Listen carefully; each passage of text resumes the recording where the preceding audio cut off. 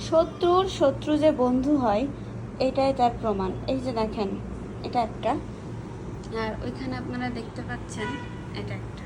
ওয়াশরুমের দরজা খোলা, তার কারণ লিও সবসময় ওয়াশরুমে গিয়ে পানি খায়। আচ্ছা, যে গল্পে ছিলাম, ও হচ্ছে মিকি, ওকে মারে ও, আর এর শত্রু হচ্ছে লিও। তাহলে শত্রুর শত্রু বন্ধু, এই দুইটা এখন বন্ধু হয়েছে। লিও এখন মিকিকে প্রোটেক্ট করে, আর রেঙ্গু হচ্ছে মিকিকে মারতে আসছে। লিওকে দেখে ওখানে আগাচ্ছে না। কিরে, মারবি ওকে? যা, লিওকে ক্রস করে মারতে হবে, যা, মানে মেরে আয়, যা যা, দেখি কত পারিস।